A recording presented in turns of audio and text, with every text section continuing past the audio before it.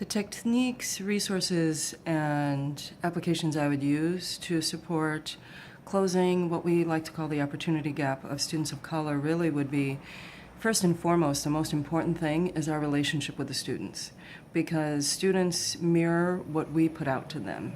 And what I've learned in my process of training and coaching educators is that what we believe is what seems to happen in our students. And what I know, based on my experience with restorative justice practices, circles, all of these tools that we use in the classroom that begin to develop relationships with the students so that we understand them as the person that they are, so we can understand where their gifts and talents lie.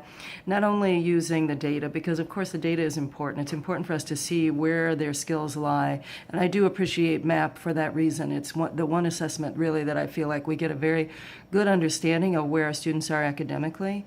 And I also know that understanding where they are and seeing them for their wholeness, seeing them for the abilities that they have versus the inabilities that we may perceive them to have. I understand and have been so clear in my training of educators across the country in these past few years that there is really a deeper need to understand where we are in our process.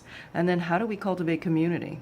Because cultivating community in our classrooms is the key, I feel, is the absolute key to seeing our students improve, to seeing our students be able to achieve where they truly want to achieve.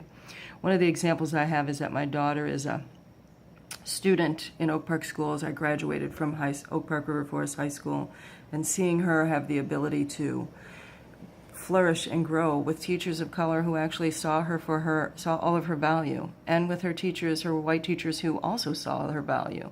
So I know that there's a lot of conversation that can be had about tools and techniques, but what I feel is the most prominent and important tool and technique is actually using whatever restorative justice practices, circles, effective statements, our languaging, the conversations that we have with the students, and beginning to understand and know them completely is the key to developing their fullest potential.